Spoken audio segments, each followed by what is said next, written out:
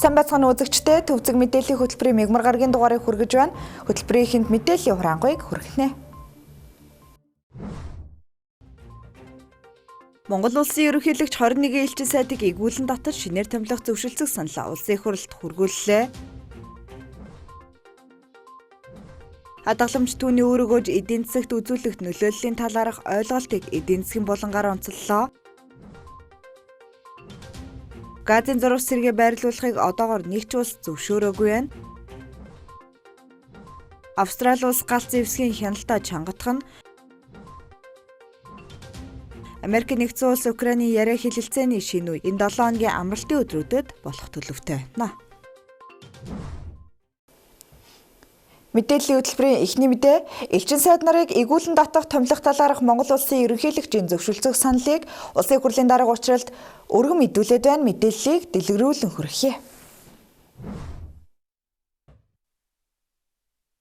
Элчин сайд нь Монгол улсын олон улсын гэрээ холбогдох хууль тогтоомжоор олгогдсон бүрэн эрх, хүлээсэн чиг үүргийнхээ хүрээнд суугаа болон хавсран суугаа улс олон улсын байгууллагада Монгол улсыг төлөөлж улсынхаа эрх ашиг сонирхлыг хамгаалах, харилцаа хамтын ажиллагааг хөгжүүлэх, Монгол улсын хөгжлийн зорилтыг шийдвэрлэхэд шаардлагадах судалгааг хийж, төр засгийн байгууллагыг мэдээллээр хангах, гаргасан шийдвэрийг хэрэгжүүлэх, хоёр болон олон талын харилцааны асуудлаар яриа хэлэлцээр хийх, гэрээ хэлэлцээр байгуулах, Монгол улсын иргэн хуулийн этгээдийн хууль ёсны эрх ашиг сонирхлыг олон улсын эрх зүй, суугаа орны хууль тогтоомжийн дагуу хамгаалж ажиллахаас гадна тэргүүлж буй элчин сайдын яамныхаа үйл ажиллагааг нэгдсэн удирдлагаар хангах чиг үүрэгтэй юм а. Элчин сайдын бүрэн эрх 4 жилийн хугацаатай байдаг. Элчин сайд даваа сүрэн, цэнгэг баяр сайхан, саяна, сэрээжөв мандах бэлэг, булган наран тунгалах, инх сүх, баяр хүү, ган хуйг, инх төвшин, инх баяр, мөнх баяр, баатар жав, нэмхүү, ган сүх, одон баатар, гамболд нарын томилолтын хугацаанд дууссан тул инхүү игүүлэн татах томилгооны процесс эхэлжээ. Игүүлэн татагдаж буй элчин сайд нарын дунд гэмт хэрэг зөрчилд холбогдсон, шалгагдсан гэр бүлээс гадуур харилцаа үүсгэсэн, ажилтнаа бэлгийн дарамт үзүүлсэн гэх нэр бүхий хүмүүс бий. Тухайлбал Их Британи, Умард Ирландын нэгдсэн хаант улсад суугаа онц бөгөөд бүрэн ирэхэд элчин сайд Бат Төмрийн инх сүхэн дипломат ажилтан эмэгтэйтэй гэр бүлээс гадуур харилцаа үүсгэсэн гэх асуудалд холбогдсон байгаа юм байна. Энэ талаар гадаад харилцааны сайд Бат Цэцэг өнгөрсөн 2024 оны 3 сарын ихэнх үед хевлэлд өгсөн мэдээлэлдээ хэлсэн юм. Харин Монгол улсаас Таиландын хаант улсад суух, онц бөгөөд бүрэн ирэхэд элчин сайд Төмрийн эхнэр энэ оны 5 дугаар сард амьдардаг орон сууцныхаа 17 давхраас унаж нас барсан байдаг. Одоогоор энэ хэргийн эцсийн дүгнэлт нь олон нийтэд ил болоогүй байна. Төмрийг Таиландын хаант улсад суух онц бөгөөд бүрэн ирэхэд элчин сайдаас нь игүүлэн татах шийдвэрийг гадаад харилцааны яамнаас 5 дугаар сард гаргасан байдаг. Ерөнхийлөгчийн зүгээс Монгол улсаас Таиландын хаант улсад суух, онц бөгөөд бүрэн ирэхэд элчин сайдаар Вашагийн оюуг томилох саналаа илэрхийлээд байгаа юм а. Ерөнхийлөгчийн санал болгож буй нэр дэвшигчтэн төрийн болон дипломат албанд олон жил ажилласан мэргэжлийн өндөр ур чадвартай, удирдах ажлын дадлаг дурслагтай, гадаад хэлний мэдлэгтэй, төрийн болон дипломат албаны хууль тогтоомжийн шалгуурыг хангасан, төрийн тусгай албанд ажиллах бүрэн боломжтой гэж үнэлэгдэжээ. Тухайлбал тэдний дунд гадаад харилцааны сайдаар ажиллаж байсан Мөнх Оргил, Инх Тайван, өмнө нь Франц улсад элчин сайдаар ажиллаж байсан Бат Түрэг, гадаад харилцааны дэд сайдаар ажиллаж байсан мөнхчин зэрэг дурслагтай дипломатчид байгаа нь ерөнхийлөгч энэ удаагийн элчин сайд нарын томилгоо нь өмнөх томилгоонуудаас харьцангуй мэргэжлийн болжээ гэж салбарын зарим судлаачид онцолж эхэлжээ. Ерөнхийлөгч улсын хурлтай зөвшөлдсөг саналтаа дараах элчин сайд нарыг игүүлэн татаж шинээр томилох асуудлыг дуусгасан байна. Үүнд Австралид Тэнгэрийг, Австрид Мөнх Төрийг, Беларуст Байгалмааг, Болгарт Бат Төрийг, Вьетнамд Хуланг, Германд Оюун Баатрыг, Египтэд Бямпдоржийг, Италид Булганг, Их Британд Мөнхчин, Казахстанд Бачаргалыг, Киргизэд Тэгш Шаргалыг, Орос Албаны улсад Давааг, Сингапурт Уянгийг, Туркт Лавсүрэнг, Унгарт Инх Тайванг, Францад Мөнх Ориглыг, Чехэд Болормог, Арабын нэгдсэн Эмират улсад Анандыг, Энэтхэгт Үлзийт нарыг томилохоор санал болгох. Мөн Таиланд улсад Оюу, Лаост Бат Түр нарыг элчин сайдаар тус томилохоор дуусгасан байна. Мэдээллийн хөтөлбөр эдийн засгийн булангаар үргэлжилж байна. Бид энэ удаад хадгаламжийг онцоллоо. Сэтгүүл бэлгүүн хадгаламж түүний өргөөж эдийн засагт үзүүлэх нөлөөллийн талаарх дэлгэрэнгүй хүргэнэ. Өнөөдөр монголчуудын талаас илүү хувь нь хадгаламж эзэмшиж, ирээдүйн санхүүгийн баталгаа бүрдүүлэхийг зорж байна. Хадгаламж зөвхөн мөнгө хадгалах бус инфляц, санхүүгийн эрсдлээс өөрийгөө хамгаалах нэг хэрэгсэл болжээ. Бид энэ удаагийн эдийн засгийн болондоо хадгаламжийн ач холбогдол хүүгийн бодит өгөөж, бүс нутгийн ялгаа, инфляцийн нөлөөг дэлгэрэнгүй авч үзнэ. Хадгаламж гэж өнөөдөр хэрэглэхгүй байгаа мөнгөө ирээдүйд хэрэглэх санхүүгийн аюулгүй байдлыг хангах томоохон худалдаа авалт хийх зорилгодоо хүрэх зорилгоор хуримтлуулж үйлдэлээ. Хадгаламжийг ихэвчлэн банк санхүүгийн байгууллагад хадгаламжийн данс нээж тодорхой хугацаанд байршуулдаг. Хадгаламжид байршуулсан мөнгөд банкнаас хүү тооцож хадгаламж эзэмшигчид нэмэлт орлого олгодог юм. Ерөнхийдөө товчоор хэлбэл хадгаламж гэдэг нь өнөөдөр хэрэглэхгүй байгаа мөнгөө ирээдүйд хэрэглэх зорилгоор банк болон санхүүгийн байгууллагад байршуулж хуримтлуулж буй мөнгө бөгөөд энэ нь хувь хүний санхүүгийн тогтвортой байдал. Ирээдүйн баталгаанд чухал үүрэгтэй. Хадгаламжийн төрлүүд нь энгийн хадгаламж, хугацаатай хадгаламж, валютын хадгаламж, алт үнэт медалийн хадгаламж. 2025 оны 12 дугаар сарын байдлаар Монгол улсад хадгаламж эзэмшигчдийн тоо 1.5-аас 2 сая орчим байна гэж тооцоолж байна. Энэ нь нийт хүн амын 50-аас 60% хамарч байна. Монгол улсад хадгаламж эзэмшигчдийн бүс нутгийн ялгаа төвлөрөл нь нэлээд тодорхой ажиглагддаг. Үндсэндээ Улаанбаатар хот болон Томоохон аймгийн төвүүдэд хадгаламж эзэмшигчдийн тоо хадгаламжийн хэмжээ илүү өндөр байдаг бол өдөө орон нутагт энэ үзүүлэлт харьцангуй бага байна. Монгол банкны олон арилжааны банкнуудын тайлангаас харахад нийт хадгаламжийн 70-80 орчим хувь нь Улаанбаатар хотод төвлөрдөг. Энэ нь хүн амын төвлөрөл, орлогын төвшин, банк санхүүгийн үйлчлэгээний хүртээмжтэй холбоотой. Аймгийн төвүүд банкны салбар үйлчлэгээ харьцангуй сайн хөгжсөн тул хадгаламж эзэмшигчдийн тоо хадгаламжийн хэмжээ хотын дараа ордог. Гэтэ аймагуудын дотор ч ялгаа бий. Дархуу бол Орхон, Эрдэнэт, Өмнө Говь зэрэг ажилтнууд уулуурхай хөгжсөн аймагуудад хадгаламжийн төвлөрөл илүү өндөр байдаг. Хөдөө сумын төвүүдэд банкны салбар цөөн, орлогын төвшин доогуур тул хадгаламж эзэмшигчдийн тоо хадгаламжийн хэмжээ бага байна. Улаанбаатар хотын нэг хадгаламж эзэмшигчдийн дундаж хадгаламж орон нутгийнхаас 2-оос 3 дахин их байдаг. Аймгийн төвүүдэд энэ үзүүлэлт дунджаар сумын төвүүдэд хамгийн бага байдаг. Шалтгаан нөлөөлөл гэвэл орлогын төвлөрөл, ажлын байр, бизнесийн идэвхжүүл, банкны үйлчлэгээний хүртээмж зэрэг хүчин зүйлс бүс нутгийн ялгаанд гол нь нөлөөлдөг. Захин банк, мобайл банкны үйлчлэгээ хөгжихийн хэрээр орон нутгийн иргэдийн хадгаламж эзэмших боломж нэмэгдэж байгаа ч хот хөдөөгийн ялгаа одоогоор их хэвээр байна. Хадгаламжтай байхын зөв талууд маш их бий. Үүнд санхүүгийн аюулгүй байдал, зорилгоо биелүүлэх боломж, хүүгийн орлого, санхүүгийн сахилга бат зээл авах боломж, мөнгөний үн цэнийг хадгалах. Харин зарим хүн инфляц өндөр үед хадгаламжийн хүн хангалтгүй мөнгөний үн цэн буурна гэж үздэг. Ихтэй хадгаламжгүй байх нь илүү эрсдэлтэй санхүүгийн өндөрлөлд орох магадлал өндөр байдаг гэж эдийн засагчид эрсдлийг тооцож үздэг байна. Тэгвэл инфляц өндөр үед хадгаламжийн үн цэнийг хамгаалахын тулд өндөр хүүтэй хадгаламж, валютын хадгаламж, алт болон хөрөнгө оруулалтын бүтээгдэхүүнийг ашиглах, хадгаламжийн хугацааг оюун хатан сонгох, орлогоо төрөлжүүлэх зэрэг олон арга замыг хослуулан хэрэглэх нь хамгийн оновчтой шийдэл юм. Тэгвэл хадгаламжийн хүүг хэрхэн тооцдог вэ? Жишээ олгоод энгийн хадгаламжийн хүүг хэрхэн тооцохыг дийлгэнгүү тайлбарлая. Тухайлбал дараах томьёогоор тооцно. Хүү тэнцүү, хадгаламжийн дүнг үржих нь хүүгийн хугацаа, үржих нь хугацаа. Хадгаламжийн хүн хадгаламжийн төрөл хугацаа хэмжээ, зах зээлийн нөхцөл, банкны бодлого зэрэг олон хүчин зүйлээс хамаарч тооцогддог. Хүүгийн тооцоол нь энгийн болон нийлбэр хэлбэрээр хийгдэг бөгөөд нийлбэл хүн илүү өндөр өгөөжтэй байдаг. Хадгаламжийн бүтээгдэхүүн сонгохдоо эдгээр хүчин зүйлсийг анхаарах нь чухал байдаг. 2025 оны 12 дугаар сарын 26-ны өдрийн байдлаар Монголын банкуудын төгрөгийн хугацаатай хадгаламжийн хүүгийн дундаж төвшин ойролцоогоор 12-оос 14% байна. Энэ нь банкуудын санал болгож буй хугацаатай хадгаламжийн хүүгийн доод болон дээд хязгаарт багтдаг бөгөөд ихэнх банкуудын 12 сараас дээш хугацаатай хадгаламжийн жилийн хүү 12-оос 14% орчим байгаа юм. Төгрөгийн хугацаатай хадгаламжийн хүү 12-оос 14%,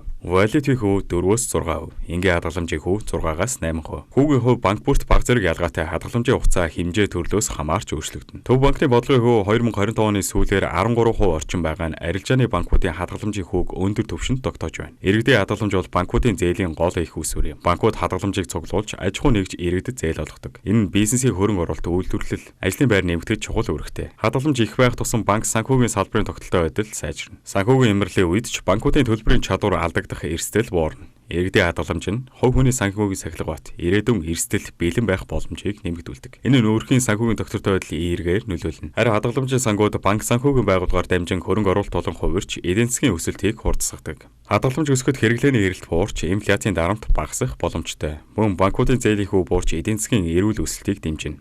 Дотоодын хадгаламж нэмэгдэх нь гадаад валютын хамаарлыг бууруулж төгрөгийн тогтвортой байдлыг дэмждэг байна. Ерөнхийдөө иргэд хадгаламжтай байх нь зөвхөн хувь хүний санхүүгийн аюулгүй байдлыг хангаа зогсохгүй банк санхүүгийн салбарын тогтвортой байдал, хөрөнгө оруулалт, эдийн засгийн өсөлт, мөнгөний тогтвортой байдал зэрэг олон талд эерэг нөлөөтэй. Тиймээс хадгаламжийг дэмжих нь улс орны эдийн засгийн хөгжилд чухал ач холбогдолтой юм. Эцэст нь дүгнэж хэлэхэд хадгаламжтай иргэний ирээдүй илүү баталгаатай.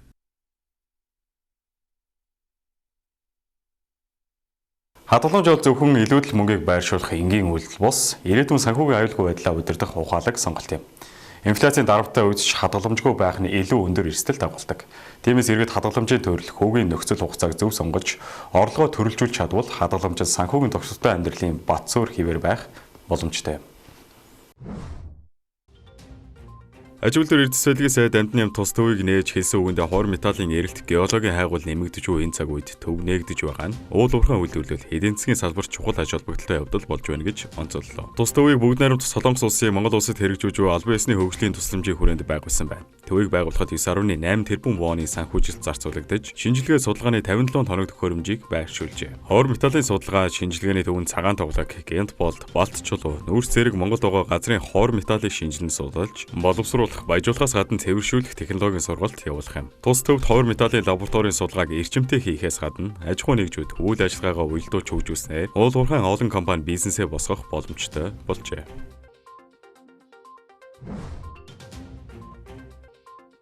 Энэ оны 11-р сарын гүйцэтгэлээр Монгол улсад 1.2 их найт төгрөг гүйлгээнд гараад байна. Энэ нь 2024 оны мөн үеийнхээс 61.5 тэрбум төгрөг нэмэгдсэнийг үндэсний статистикийн хороо мэдээллээ. Төгрөгийн хадгаламж 24.7 их найт төгрөгт хүрсэн байна. Энэ нь 2022 оны мөн үеийнхээс 3.7 их найт төгрөгөөр илүү байна. Түүний 20.9 их найт төгрөг нь иргэдийнх, 3.8 их найт төгрөг нь аж ахуй нэгж байгуулгах юм байна. Харин валютын хадгаламж 5.4 их найт төгрөгт хүрсэн байна. Харин нийт зээлийн үлдэгдэл 43.4 их найт төгрөгт хүрчээ. Зээлийн өрийн үлдэгдлийн 50.7% нь иргэд, 39% нь хувийн байгууллага, 1.5% нь төрийн байгууллага, 1.8% нь санхүүгийн байгууллага болон бусад гэсэн ангилалд байна. Хэвийн зээлийн өрийн үлдэгдэл 39.3 их найт төгрөгт хүрчээ. Хэвийн зээлийн өрийн үлдэгдэл нийт зээлийн өрийн үлдэгдлийн 90.5%-ийг эзэлж байна. Анхаарал хандуулах зээлийн өрийн үлдэгдэл 1.8 их найт төгрөгт хүрсэн байна. Харин чанаргүй зээлийн өрийн үлдэгдэл 2.4 их найт төгрөгт хүрчээ. Энэ төрлийн зээл нийт зээлийн өрийн үлдэгдлийн 5.4%-ийг эзэлж байна. Монголын ипотекийн корпорац арилжааны банкудаас иргэдэд олгосон ипотекийн зээлийн үлдэгдэл 11 их найт төгрөгт хүрсэн байна. Харин ипотекийн зээлийн үлдэгдлийн 97.5% нь хэвийн зээлийн ангилалтай байгаа юм байна.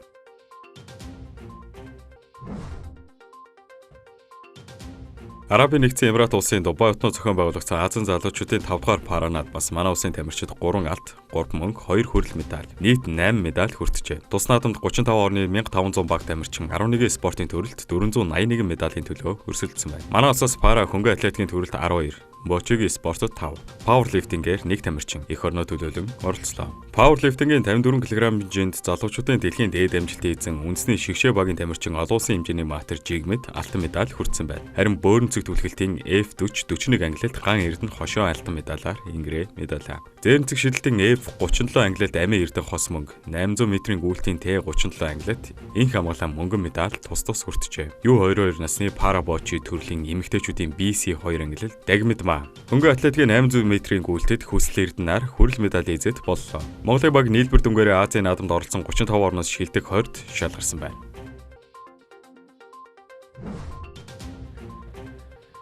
Төв аймгийн Баян Жаргалан сумын Улаан Авхаа 2 дугаар баг, Жаргаланд 1 дугаар багт шүлхийн өвчний сэлжигтэй тохиолдол илэрсэн байна. Одоогоор 8 өрхийн малыг тусгаарлаад байна. Шүлхийн сорцыг улсын мал эмнэлгийн ариун цэврийн төв лаборатори шинжилгэхэд энэ сарын 12-ны өдөр дүгнэлтээр эерэг болох нь тогтоогдчихэ. Улмаар хязгаарлалтын дэглэм тогтоох тухай сумын засаг даргын захирамж гарч, голомцод болон эрсдэлтэй бүсээс ямар ч тохиолдолд малын гаралтай бүтээгдэхүүн сумын нутаг дэвсгэрт оруулахыг хатуу хориглосон байна. Шүлхийн өвчин нэг амтнаас нөгөөд хурдан дамждаг вирусын гаралтай халдварт өвчээ. Нас бий гүйцэн амьтдыг үхэлд хүргэх нь ховор боловч ашиг шимийн алдагдал хүргэж олон улсын худалдаанд томоохон саад учруулдаг юм байна.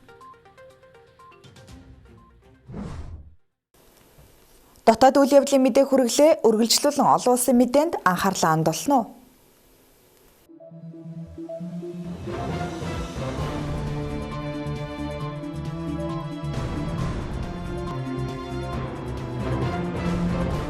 Төвцөг мэдээллийн хөтөлбөр олон улсын мэдээгээр үргэлжлэж байна. Дэлхийд дахинд болсон онцлог үйл явдлаас сонирхолвол Газийн зурагт байрлах олон улсын тогтоожуулах хүчний бүрэлдэхүүнд орох цэргийн албаа агштай илгээхийг одоогоор нэг ч улс зөвшөөрөөгүй байна гэж The Wall Street Journal сонин мэдээллээ. Цэцлийг Америкийн нэгдсэн улсын төрийн департамент өнгөрсөн 7 хоногийн ихээр 70 гаруй улсад албан ёсоор хөрвүүлжээ.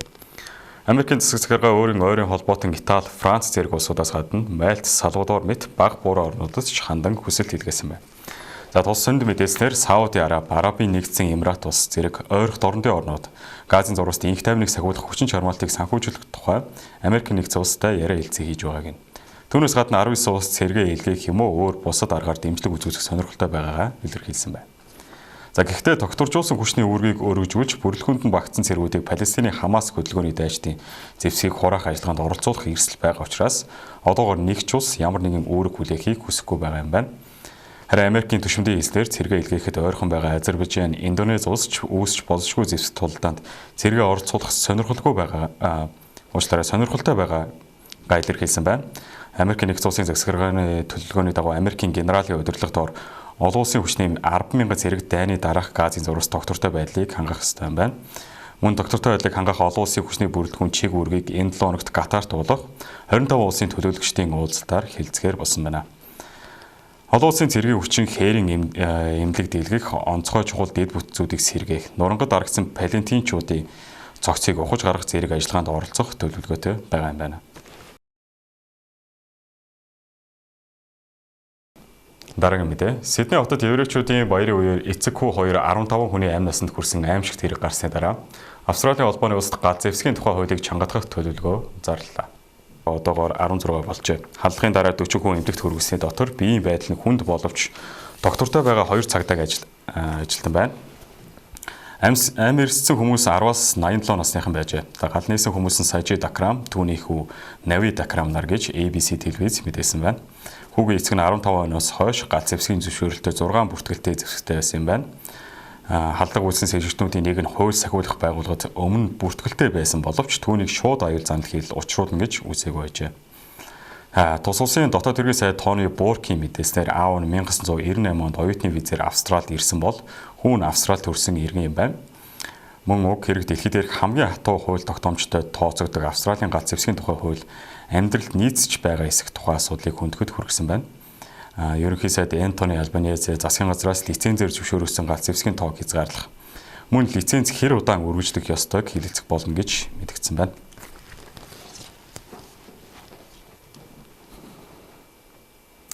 Америк нэгдсэн улс Украины яриа хэлцээний шинэ үеийн энэ 7 хоногийн амралтын өдрүүдэд сэргийхэн болон ажлын эсгүүдийн төлөөлөгчдийн төвшөнд болох төлөвтэй байна. Axios агентлагийн мэдээсээр энэ сарын 14-өөс 15-ны өдрүүдэд Берлин хотно Америк нэгдсэн улс Украины төлөөлөгчдийн яриа хэлцээний эхний үед мэдэгдэхүйц захирц гарсан боловч нутаг дэвсгэрийн асуудлаар тодорхой шийдэлт хүрээгүй байгаа юм байна. Энэ яриа хэлцээнд Америкийн талаас тус улсын ерөнхийлөгчийн тусгай айлч Стив Витков, ерөнхийлөгчийн хүргэн бизнес эрхлэгч Жаред Кушнер, Украины талаас тус улсын ерөнхийлөгч Владимир Зеленский, үндэсний аюулгүй зөвлөлийн нарийн бичгийн дарга Рустем Умеров, зэвсгэгчний жанжин штабын дарга Андрей Натов оролцсон. Тус Берлинд улсын яриа хэлцээнд оролцсон Европын удирдагчид Украинд олох аюулгүй байдлын баталгааны жагсаалтад тус улсад Европ тэргүүтээ олон улсын зэвсгэгчийн байгуулах заалт оруулахыг хүсэж байна гэж Герман, Дани, Итали, Нидерланд, Норвеги, Польш, Финланд, Франц, Швед улсын төр засгийн тэргүүнаар Их Британий ерөнхий сайд, Европын комисс болон Европын зөвлөлийн дарга нарын хамтарсан гаргасан мэдээлэл тэмдэглэсэн байна. Америкийн нэгдсэн улсын дэмжлэгтэйгээр сонирхсан улсуудын цэргүүдээр бүрдүүлэх Европ тэргүүтээ олон улсын хүч нь Украины зэвсгэгчнийг сэргээн босгоход туслах, Украины агаарын орон зай хянах, тэнгис аюулгүй байдлыг хангах зэрэг үүрэг гүйцэтгэх юм гэж тус мэдээлэлд онцолжээ. Та бүхэнд олон улсын мэдээг хүргэлээ. Анхаарлаа хандуулсанд баярлалаа.